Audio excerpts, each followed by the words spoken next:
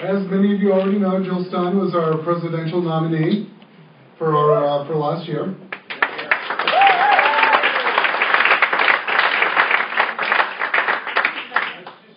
Jill Stein did exceptionally well in Maine, bringing in a higher percentage of the vote than candidates had done in Maine for years. So we very much appreciate the huge campaign that Jill ran in Maine and across the country.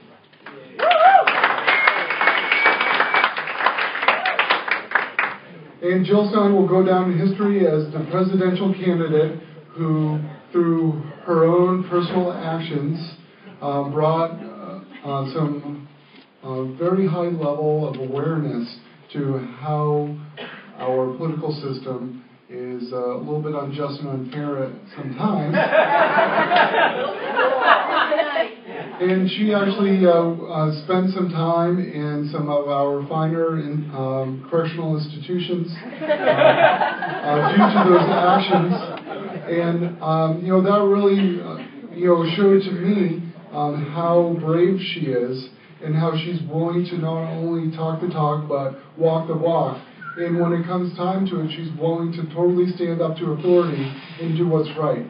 And that's the kind of leadership that we need.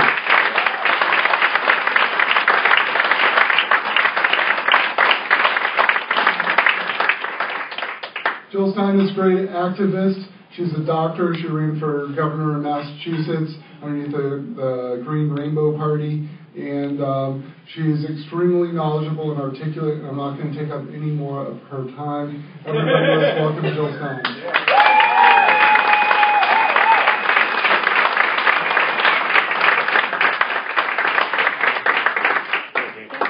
It's really great to be here. I don't know if your ears have been burning, but I've been talking about you.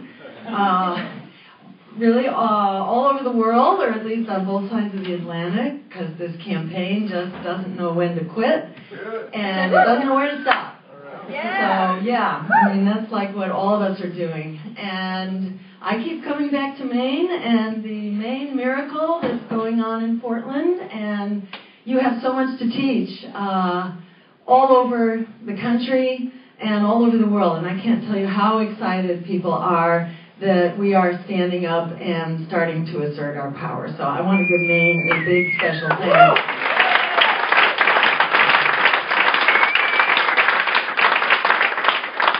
And I'm here really to just say that you can't stop. None of us can stop. At least not for the foreseeable future, because we have a lot of work to do, and nobody else is going to do it but us. And that's what the Green Party is about.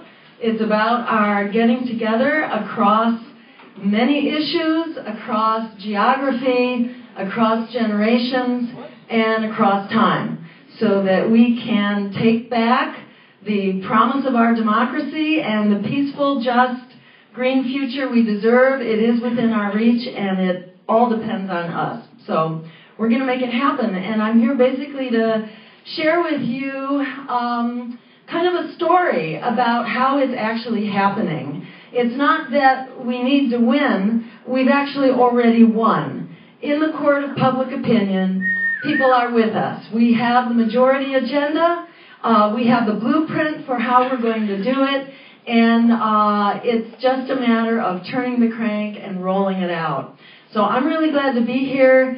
I'm really grateful every time I get to hang out with the Maine Independent Green Party because you do have so much to teach, and you've really kind of gotten the ball rolling, I think, for all of us. And I want to stress to you how much people are watching us in this country, how much people have been waiting for Greens to be able to stand up and fight to be heard.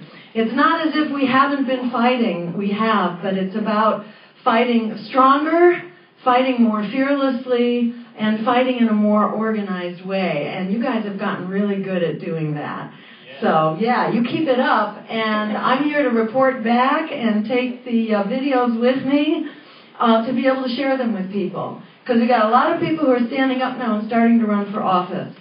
We need to fight the fight out in the streets.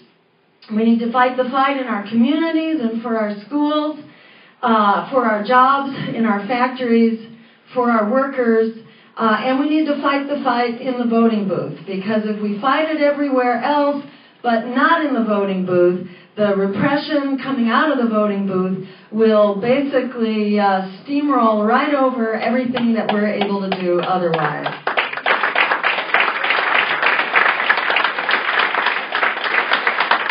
And a quick comment about the courage thing. You know, people think you're courageous, but it's not that. It's actually that you know to be afraid of the right things. And being afraid of these doofuses, you know, who are running the government, who are running both political parties, who are running the economy, and who are running the security and surveillance state, they are not the ones we need to be afraid of. What we need to be afraid of is what happens if we don't stand up, where the climate is going, where the economy is going, where international law and human rights are going. That's what we need to be really afraid of. And once you realize that, you know, then it's just a matter of deciding on what's the right strategy. And it may be that the right strategy coming up is going to involve a lot of us going to those special places that you can then wear as a badge of honor. People have said to me, well, how do you get used to the fact that you have a record, you know, and that you've been to jail? And in fact, my medical license board is really struggling with this right now. What does it mean? They think I'm doing the right thing, but I do have this record now. So we're having this really fun dialogue. But I will say there are some great lawyers out there, and I have never appreciated them so much. You know, traditionally there's been this war between doctors and lawyers, but I think it's all the wrong doctors and lawyers that are fighting each other. It's the good ones that realize we're all on the same side.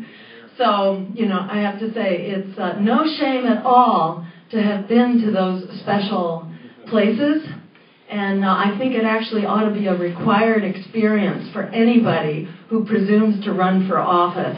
You need to know what's going on in the prison system in this country.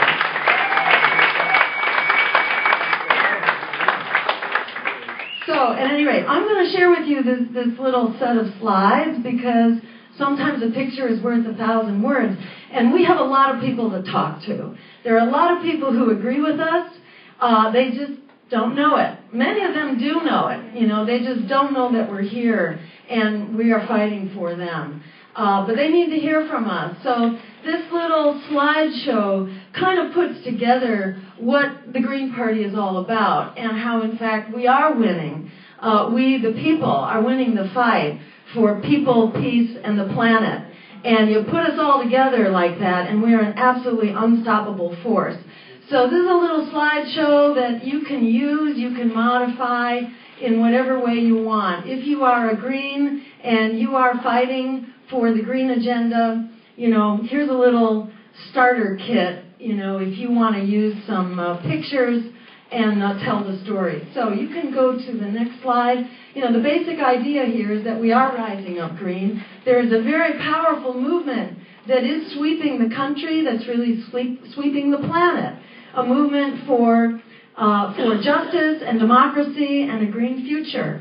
So we saw this, you know, in the democracy movements in the Middle East, in the Occupy Wall Street movements across the country, in the 350 climate protests, in the tar sand blockade, next slide, in the teachers' protests in Chicago standing up to save public schools and the concept of public education, to stop the school closures, to stop this mythology, this very dark mythology that high-stakes testing can take the place of teaching the whole student for lifetime learning and ending poverty.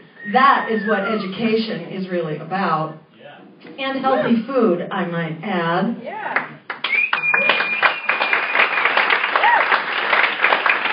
A recent article in the Journal of Pediatrics that I promised I would send to Holly so she can use it in the debate going on here. Yay. But this article, this research article in Pediatrics, showed what a lot of other articles have really implied, but this looked specifically at kids who were developing obesity and prediabetes, the typical run-of-the-mill American epidemic that about half the population has. So you look at kids who are moving towards obesity, and you compare them with those who aren't, and basically it documents that there's all kinds of education failure and school struggle that begins to go on when you're carrying this burden of ill health. It's not just, bad for the pancreas and gives you diabetes. It's bad for the brain, too, and it basically creates an inflammatory state, which is bad for your blood vessels. We know now that heart disease is essentially an inflammation of the blood vessels. And it turns out when you have that kind of systemic inflammation, it's also inflaming the brain, and it makes it very hard for kids or grown-ups or anybody else for that matter to concentrate, to, remember their factoids, and even to have, meaningful and appropriate social behaviors. All kinds of stuff really begins to unravel, and diet has an enormous impact on that. So this is what a real healthcare system looks like. What we've got is a sick care system. We need a healthcare system that starts with kids eating healthy in school and at home. Go back one more if you can. Just again about this. Can you go back one? That's all right. Either way, there were a couple other pictures there again about workers standing up. The Walmart workers walkout, where workers are standing up to say, we deserve decent wages, we deserve the rights to unionize. And the eviction blockades, I should also point out, these are going on all over the country, where people and communities are standing up to defend families in their homes and saying, no, it's the banks that should be taking a hit here. No such thing as too big to fail and too big to jail. The bankers who caused this crisis should be the ones that are going to jail.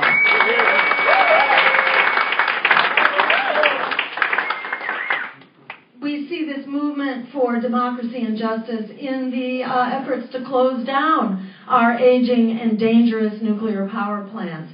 And we have slowly actually beat those numbers back to where we're almost down to 100.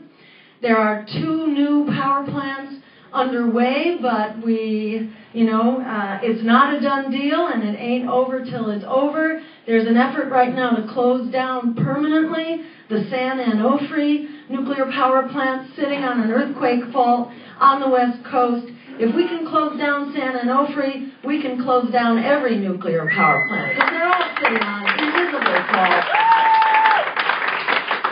And a picture back there of the fracking movement as well, because that too is another incredible place where the power of people is rising up in the streets and in our communities. And New York, thanks to the power of people on the ground, especially Greens who've been leading that fight, they have managed to continue the moratorium and to make it politically very dangerous for Governor Cuomo to give the thumbs up here. So that ain't over till it's over as well. Next one. Here we are now at this point where we're basically, we're kind of at the breaking point for people and the planet and the economy and our democracy. But that breaking point has sort of forced us to stand up and turn this breaking point into a tipping point. And to say that this is the time we're going to get engaged and we're not going to stop, until we have secured the future. So, here's some of what's driving it. And by the way, this is a bipartisan collaboration here. It's not just something to blame on the Republicans.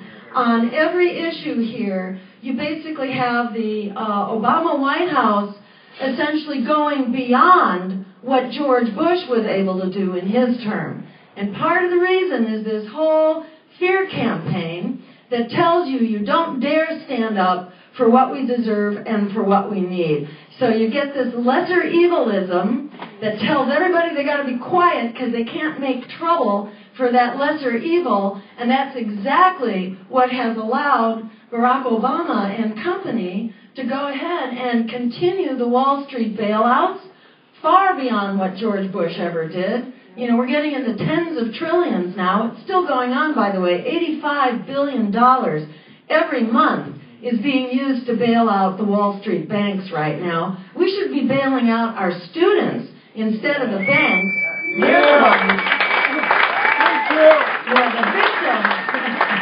victims of this problem caused by the criminal bankers. The unemployment, which continues. Don't believe those numbers for a minute.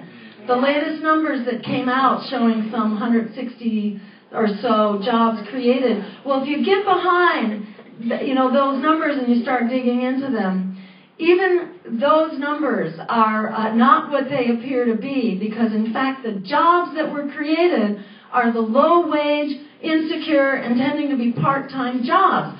So they're essentially locking us in to this dead-end economy, which is not good for anybody. It doesn't move. It's totally jammed up, and this problem has not been solved. And we'll come back to this in a minute, but we see declining wages, and even last month where they claimed the wages went up, that was like per hour, but the number of hours went down. So the actual worker income, is going in the wrong direction. It's still going in the wrong direction. It's the current White House that has brought us the corporate trade agreements, NAFTA on steroids, this Trans-Pacific Partnership that they're working on, which we will stop.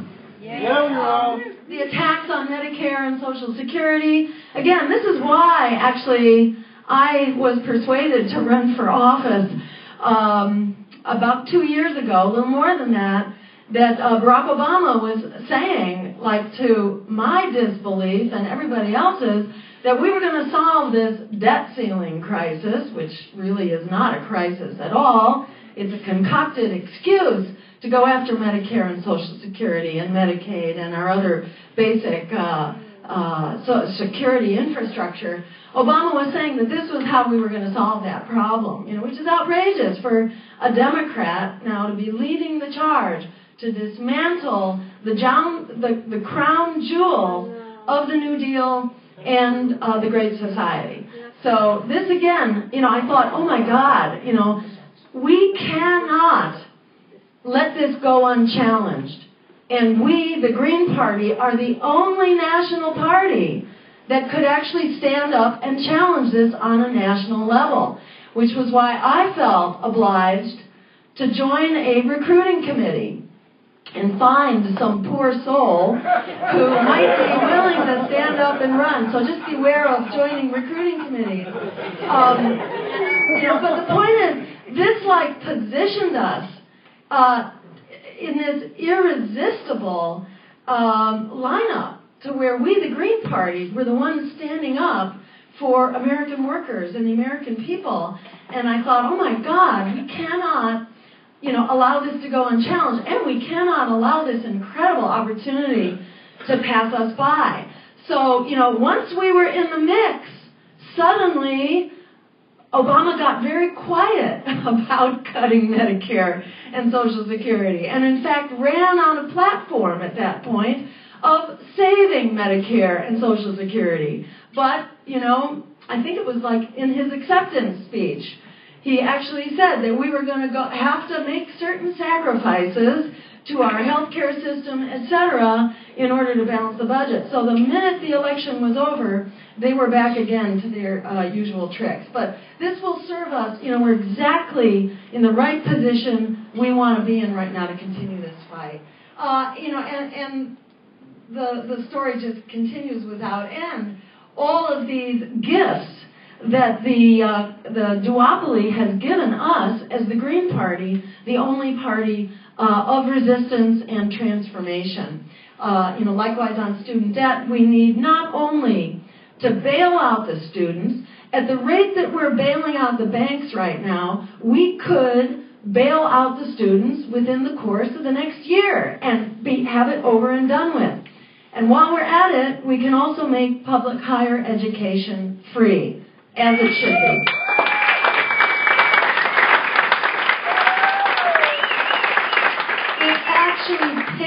for itself. We know this from the GI Bill.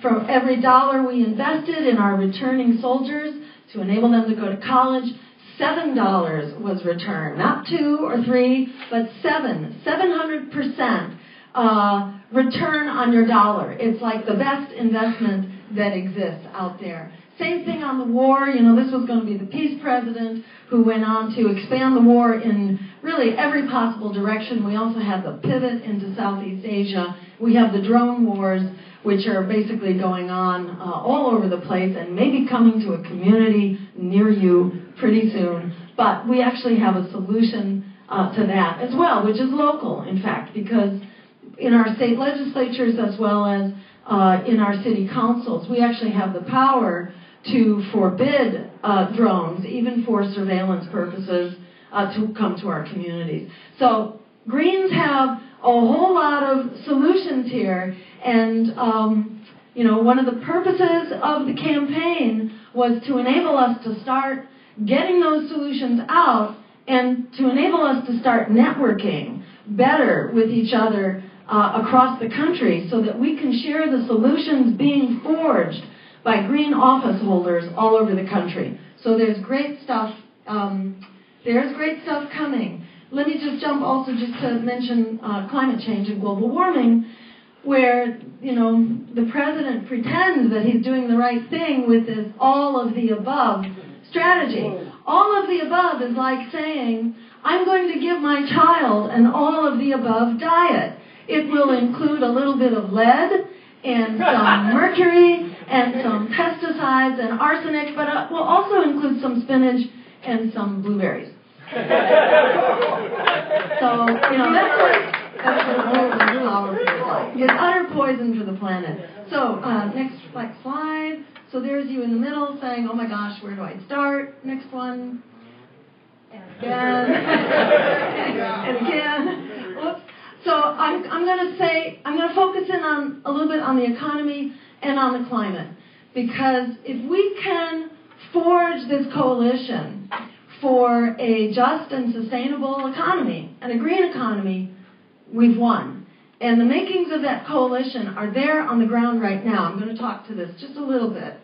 So about the economic crisis, as you know, 1 in 2 Americans now, according to the U.S. Census Bureau, are actually in poverty or low income and heading for poverty. 36 million students are in debt. 9 out of 10 jobs. Few people know this, but this is actually Bureau of Labor Statistics data. 9 out of 10 jobs being created over the next decade are actually low-wage, insecure jobs. So there is no exit strategy if these guys are allowed to continue running the show. 1 in 3 African Americans, are in the prison industrial pipeline. And here's just a little picture for you to convey to people if they don't know, if they are so clueless as to not know, how unjust the American economy is. Think of 100 people in a room, 100 people who represent the American population. And then you have 100 loaves of bread, and that represents our wealth. Few people know how those loaves of bread are distributed. And in a nutshell, one person who's already the most overnourished person in the room gets 50 loaves of bread. 50 people who are the most malnourished in the room get to share 1 loaf of bread. This is what the American economy looks like. Few people know how really extreme it is. So it's really important that we share that story with people. And the fact that the powers that be, really are calling for more of the same and worse, which is why it continues to get worse. The expanding corporate trade agreements, basically the cuts to our social safety net and infrastructure, these tiered wage jobs, the manufacturing jobs that the president keeps celebrating as coming back, are coming back at basically half the wages that they used to give. The Wall Street bailouts are continuing, and this stuff, the sequestration and all that. This was actually Obama's idea. He then gave away his bargaining chip to contain it. That was the renewal of the Bush tax cuts, which he gave away on 2 occasions, actually, and then says, oh my gosh, now they won't bargain with me and I have this terrible policy I have to implement, which, oh, by the way, I created and then gave away my capacity to stop. So, it's just a word to forget the hype, and we can go to the next one. They are not here for us, they're here for the 1%. And then likewise, the climate crisis. I'm just going to share a couple of factoids that may help you in your storytelling about why we need to stand up and fight back. As you know, we've had the warmest decade on record. What I didn't know myself until I was digging around recently, and this is according to the draft National Climate Assessment, so this is like, as credentialed as it comes, 80% of that warming, the entire warming over the last 150 years, 80% of it has happened since 1980, which again just confirms that this is an accelerating process, folks, and it's really time for us to stop it while we still can. We've had record storms, in the last 2 years. We have broken all records for billion-dollar storms, 14 of them in 2011, nearly as many in 2012. So we've got the storms. There's a big wildfire going on right now in California. People heard about that. Threatening LA and some of the most beautiful suburbs of LA. Over 1,000 homes have been evacuated. I mean, this is like the real deal. It's happening, and this is just May. This is springtime, and we're having forest fires that usually you wouldn't see until the end of a really dry, hot summer. We're now getting that in springtime. So, once again, it's time to move. We've got mega drought. And all of this is happening with less than 1 degree centigrade of warming. Next slide. And the various experts are predicting how much warming we're going to have by when, but these are, the likes of the World Bank and the International Energy Association are all lined up to say, hey, folks, this is not survivable. Some are even saying we will be at 4 degrees by 2050, actually, is what this guy, Kevin Anderson, who's like the Jim Hansen of climate in the UK. He's really great. You can look his stuff up on the web. But he's saying by 2050, we're going to have this unlivable climate. Absolutely unlivable. What happens at 4 degrees? Your production of corn and rice is down 40%. When you get a heat wave, it's not 105 degrees, like what knocked off some 50,000 people in Europe. We had 105 degrees for a week. About 50,000 people died because we just have no way to deal with that. We get into a blackout. Everybody turns on their air conditioner, and pretty soon the power's gone. So, we don't have a solution for this. We'll be seeing heat waves not of 105, but 117. So, this is stuff that we need to move on. Next slide. And you can go to the next one. This is what the Arctic looked like back 87, something like that. So, and this is what's predicted, possibly within 10 years, that we'll have an ice-free Arctic during the summer. And, this is like way faster than anybody ever imagined, which is the point. The science here has greatly underpredicted when things are happening. You can go to the next one. And a quick word about, well, what does this mean for other ice sheets? This is one of these internal waterfalls. It's like a waterfall going inside of Greenland, the ice sheet in Greenland. When the North Pole, the Arctic, melts, it's a terrible thing for all kinds of reasons, but it doesn't really raise sea level because the Arctic is just a chunk of ice that's floating. And when the ice melts in your drink, usually your drink doesn't overflow because the level really doesn't change. But these other ice sheets, it's a totally different story. So there are thousands of these so-called moulins, which are internal waterfalls all over Greenland, that are basically accelerating the breakup. And it's not only that they're kind of breaking up the ice, but then they go underneath the ice sheet and they grease the skids for the whole thing to keep slipping down towards the ocean. So in the last 10 to 15 years, scientists have documented a 5-fold, that is 500% increase in the rate of melting of Greenland. Nobody in their right mind used to contemplate Greenland breaking up. Not in any foreseeable timeline. But now even the likes of Jim Hansen is saying, we have no idea when this will happen. We have absolutely no idea. We don't know how these things break up. So next slide. And so what if it did break up? And this is actually what got me engaged on this. I decided I had to drop everything and change my life. And at the time, actually, I was working on toxics and was really very committed to that work and had been doing it for about 20 years. And I said, oh my God, in Scientific American, the chief polar scientist is talking about what happens when these ice sheets break up. And when Greenland breaks up, sea level will rise not 1 or 2 or 3 feet, but 24 feet, which is like 5 million Americans live within 4 feet of sea level elevation.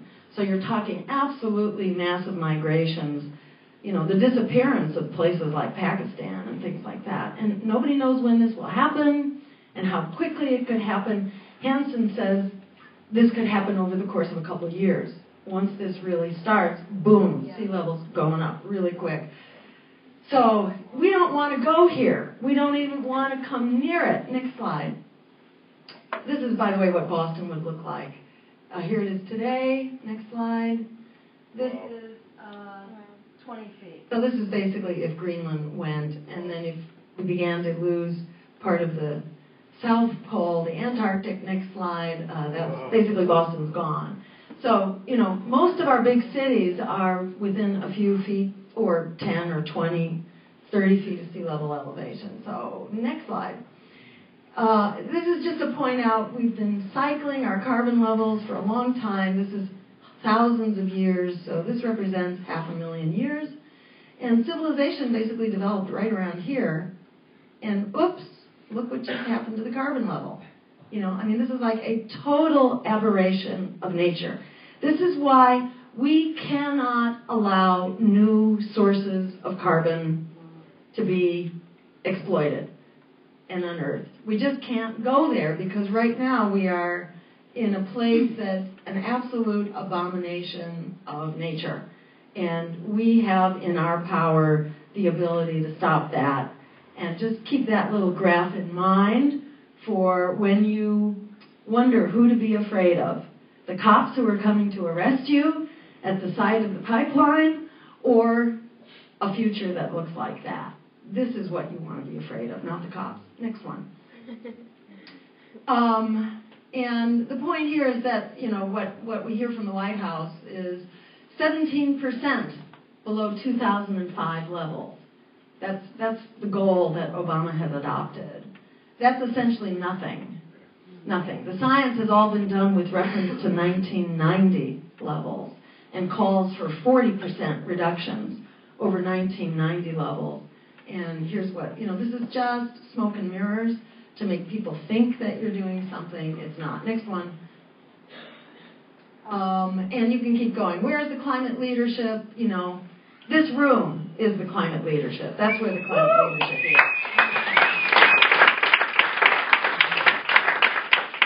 And I am really excited in watching what's happening here in Portland, especially to stop the New England pipeline. Because by stopping the New England pipeline, and it's Greens who are really helping to lead the charge, by stopping the New England pipeline, we can show that we can also stop the Keystone tar sands pipeline across the country. And as you know, I won't take the time to review this now. Others can talk about it. But here's what Alberta looked like before, and this is what Alberta looks like with the tar sands. And this is just plain toxic stuff. Toxic for our water supplies, toxic for our air, toxic for the climate. And it spills all over the place. It's very highly corrosive. It's got very active, debilitating chemicals, run at high pressure and high temperature. It is a setup for spills, and there's an incredible track record of spills of tar sands. oil. So there's no way around it. And as we begin to get the word out about that, we're mobilizing lots of everyday people about why we can't go there. Next slide.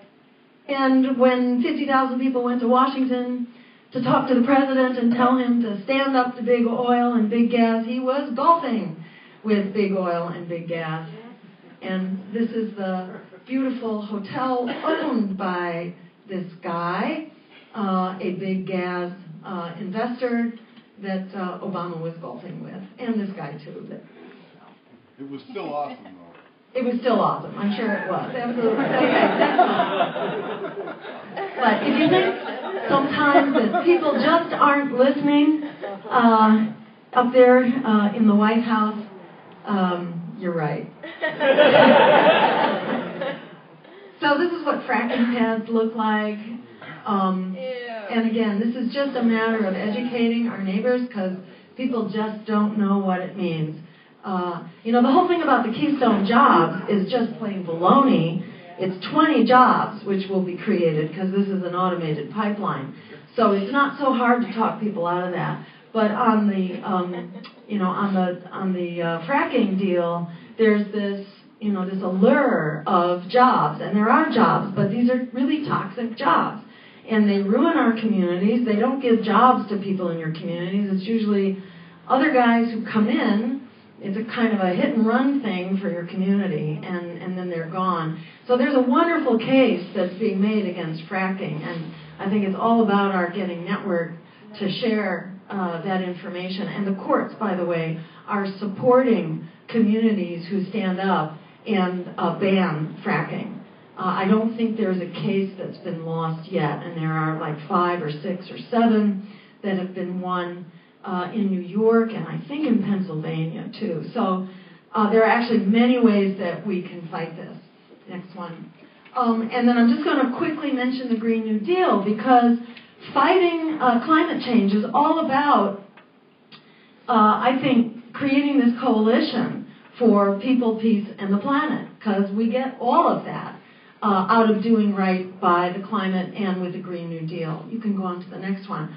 So, it's not just stopping all these bad tar sands and fracking destruction, but it's the great stuff that we can do at the same time. We can basically put an end to this economic crisis. We could create 25 million jobs, good living wage jobs that make our communities healthier. At the same time that we jumpstart the green economy, we put an end to climate change, and by the way, we also just so happen to make wars for oil obsolete. How about that? So it's like a win-win-win solution that they don't want us talking about, because as we talk about it, they're basically out of a job. So it's all about getting the word out. And these are some of the jobs that we call for, that is jobs in clean renewable energy and conservation and all the production of those things, etc. Public transportation. Also, how about we hire back the teachers? Yay! Yeah.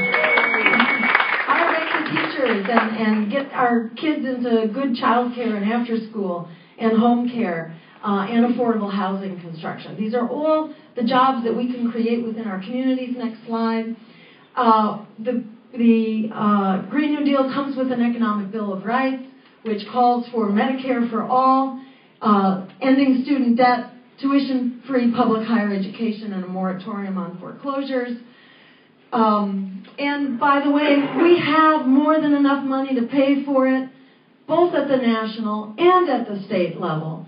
At the national level, we can break up the big banks, establish public banks, including municipal and state banks, so that there's no question about how we have the money for the school system that we need or to create the jobs here. We have public investment with credit that's available for local, municipal, and state government, as well as for small businesses, for small businesses who can't get the credit right now. So we call for jobs across the public sector as well as the private sectors, and this would enable it. We call for taxing Wall Street. Because the minute we do that, our debt is basically gone. Why should Wall Street be the only sector of the economy that's not paying a sales tax? Most Americans are paying 9 or 10%. Wall Street is paying 0. If they paid even 0.5%, we'd have $300 or $400 billion, and that's at a minimum. Some say it'll be much more. So we basically have the money we need to make these investments. We call for a number of democracy reforms, too, which are no-brainers, but I won't take the time for them now. Next one. And just to emphasize that the cost, this has been costed out, estimated to be less than $500 billion to jumpstart 24 million jobs. This is like almost half the cost of the stimulus package of 2009 that created maybe 2 or 3 million jobs temporarily. For twice as much money, for half as much, we could actually create 24 million, because the deal here is not tax breaks, because tax breaks don't create jobs. We're talking about direct job creation at the level of our communities, and there are a variety of ways we can pay for that, including by bringing the troops home, downsizing the military, and bringing our war dollars home.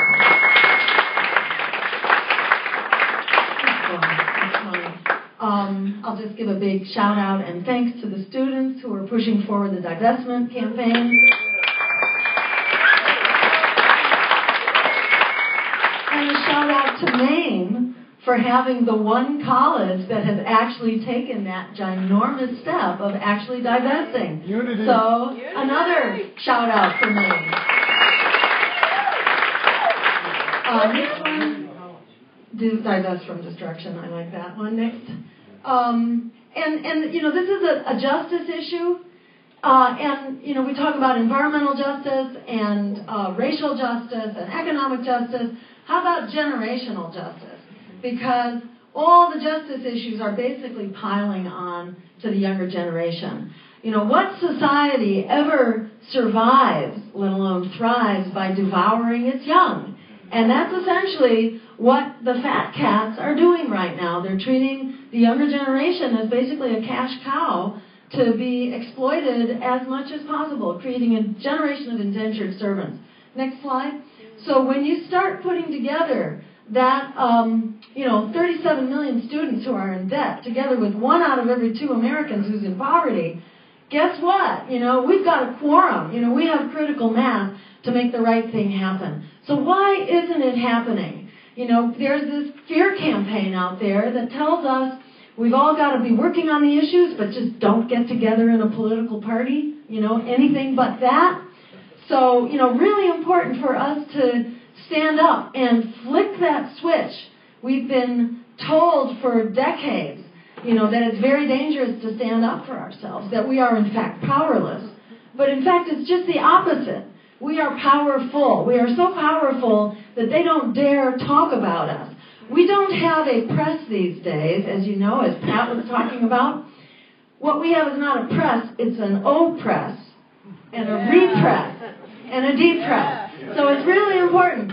A campaign is sort of, it's like building a community. And in the same way that we have to be, friends in our community, we have to also sort of be therapists sometimes in our community. And a campaign is sort of like asking us to be therapists and to help each other break up with abusive political relationships that have told us we are powerless. Sometimes we have to just get up and walk away. So, here's some other examples of independent third parties who got up and walked away. One of them was the Liberty Party at the time of abolition. You had a social movement which was thriving in the streets, and the Liberty Party, as an independent third party, created this Liberty Party which had the political agenda of abolition. And it just passed that agenda on up the food chain to another independent party, the Republicans, who took that agenda and ran with it all the way to the White House and changed history by moving that social agenda into a political agenda. Next slide. And same thing with the Women's Party. that moved that agenda of women's right to vote, because you had women who were going to jail and going on hunger strikes who were fighting in the street, and they decided they needed a political party to move that agenda forward, which they did. And I'll mention also the Labor and the Socialists and the Progressive parties and the Communist Party, which took that agenda out in the streets and made it an issue in the voting booth. You don't always have to win the election in order to win the day. And they won the day by standing up and refusing to be silent. That's how we cannot help but win.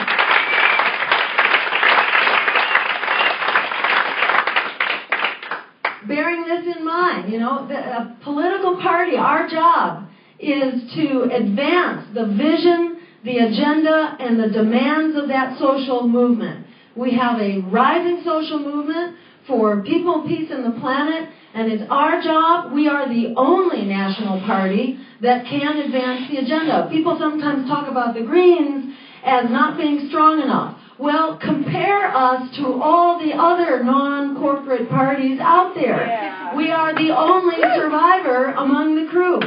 Yeah. At a time, we were founded when the New Party and the Labor Party, for example, they were founded at the same time with a lot more money and a lot more infrastructure. But where are they today? They don't exist as political parties. Even Peace and Freedom got on the ballot in 3 or 4 states, maybe. So in this country we have the incredible opportunity, because we are the one vehicle for the politics of integrity in this country. It's all happening through the Green Party. So, in Europe, there's sort of this trade-off. The Green parties and the left parties are working together more and more, but in this country, we are the only place for the left, for the socialist parties, for the labor parties. They're all beginning to come into and work with the Green Party, because our goal is multi-partisan democracy, and all of us working together through the Green Party can get to critical mass to make these changes happen.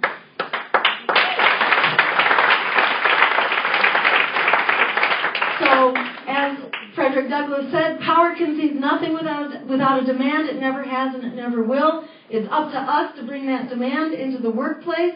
And as Alice Walker said, that one of the biggest ways people give up power is by not knowing we have it to start with. We do have it, and we're going to use it. And we are looking to you, Maine Independent Green Party, because you are using it in the streets. You are using it to stop the New England pipeline. You are using it to get elected to local office. So you're fighting the fight for Greens all over the country and Greens all over the world. So together we are going to turn this breaking point into a tipping point and take back our democracy and the peaceful, just, green future we deserve. Thank you for making it happen.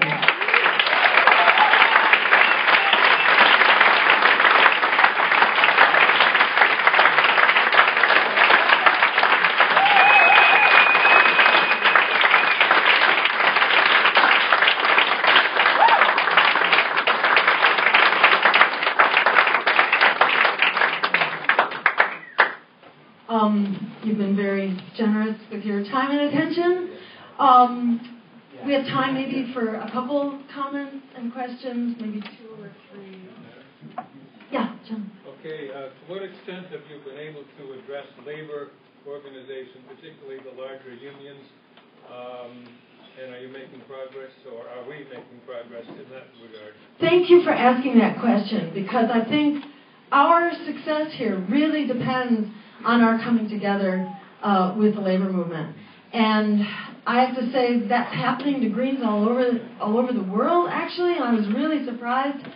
I was in Europe recently with the Norway Greens, and there were German and Swedish Greens there too, and all of the Greens are really taking great pains to work together with labor. In this country, we are starting to work together with the left parties.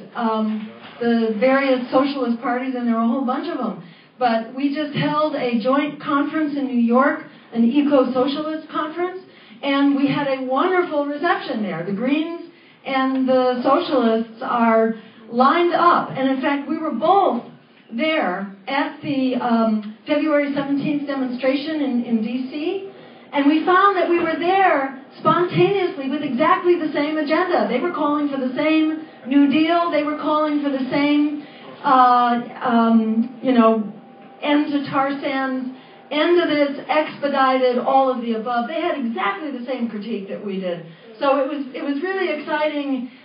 We're doing the Left Forum together. If people know about that, it's a conference of left parties that takes place in New York every year. It's happening this year in June. I think it's like the 6th. Consider coming to it. This is the first year that we, as Greens, are actually keynoting the conference, which is like staggering. It's unbelievable that we're actually given a major role in this conference now, and people are really buying into our agenda and into our success in the last campaign. So it's very exciting, and we need all of us working on this at our local levels to be working, with the labor unions. I think it's all about developing trust.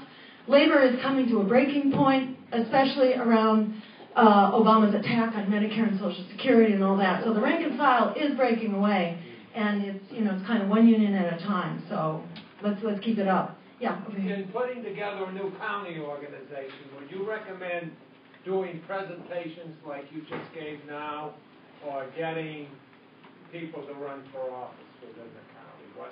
What sort of a balance should there be, or should we go for one or the other? We might not be able to do both, so what would you recommend? It's a lot depends on just sort of the feel on the ground, and different communities are different. But I have found that, sort of a get-together and a talk, is a really good way to kick off a campaign. Your focus can be a campaign. That gets a lot of people interested, because if you're actually challenging power, then a lot of people are listening. And then you can present, I provided a lot of details for people here, because people may want to use different pieces of it, but you can consolidate this pitch and make it in 5 minutes. You can sort of give the big overview and help give people, a real leg up on this fight, especially if you engage on something that's really happening locally, like the pipeline that might, contaminate your water supply, or your schools that are being closed down, when we should be asking corporations and the wealthy, to pay their fair share. I think schools are really where it's happening. Student debt is really where it's happening. If you're in a community that has a college or a community college or even a high school, people are feeling it all over the place and get what their future's about. And connecting young people into the party is, I think, it's really where the action is at. And once that happens, we're like unstoppable. Thank you. 2 more quick ones. Yeah, here? Yeah, stuff about the Green Cabinet you put together. Okay, yeah, thanks for asking. So the Green Cabinet, I think, is another sign of this incredible win that we've had. We thought during the campaign we would try to create a cabinet, because all these really authoritative people with a lot of credibility, these opinion makers in the world of peace and climate and labor, were endorsing our campaigns, and we thought, well, let's create a relationship with them. Let's bring them in, make them a cabinet officer. We never had time during the campaign because it was just really hard to do anything but run. So afterwards we thought, well, how about doing it now? Because in many democracies around the world, they create these so-called shadow cabinets, where every person in the cabinet in the White House has a person that shadows them, that can respond to what they're doing in real time or what they're not doing in real time. So we thought we'd create a green shadow cabinet, and as we started asking people started coming out of the woodwork. All these amazing credible people, Rick Wolf, Gar Alperowitz, two of the leading alternative economists, Margaret Flowers, Ronnie Cummins, one of the leaders of the GMO labeling referendum. He is the head of the FDA. I mean, can you imagine if an anti-GMO organizer was leading the FDA instead of a GMO lobbyist leading the FDA? You know, same thing, Ann Wright, you know, who was the ambassador to resign when George Bush invaded Iraq. She is our Secretary of State in the Green Cabinet. David Swanson, Leah Bolger, who was the past president of Veterans for Peace. She's the head of our Defense Department. Ellen Brown, who is sort of the leading advocate for public banking, stepped up as our Treasury Secretary instead of Goldman Sachs. It was so exciting to see all these luminaries. Tim DeChristopher, just out of jail, is our head of emergency climate action. So you can tell where we're going with this. David Cobb, leading the move to amend, is the head of our Commission on Democracy and Corporations. So it's like all these luminaries were just coming out of the closet. So they are now the Green Shadow Cabinet. You can go to greenshadowcabinet.us and just follow what's happening. You know, it's like one-stop shopping for how we trump Washington. It's not just what they're doing bad, it's how we can actually do the right thing. So it's not only building like credibility that I never thought I would see in my lifetime for the Green Party, but it's like unifying across issues and across parties. The opposition parties under the banner of a Green Party presidential campaign, we sort of have this unified, powerful opposition now across the issues. So, you know, I'd say hold on to your hat because some really exciting stuff is in store. And isn't Bruce...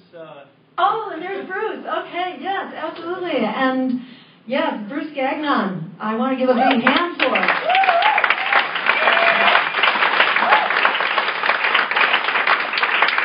Bruce is the secretary of our Department of Space, so that we use space for peaceful means, not for war and militarism, and is also serves on our Full Employment Commission, which is about enacting the Green New Deal and transitioning from a war economy, which is what got us out of the Great Depression, to a green economy, which is going to get us out of the Great Recession.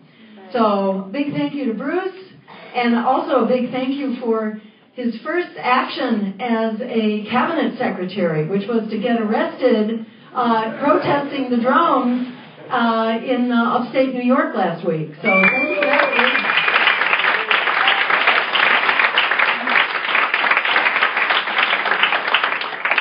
So I am going to let you carry on with the other incredibly exciting, wonderful things that Maine is doing.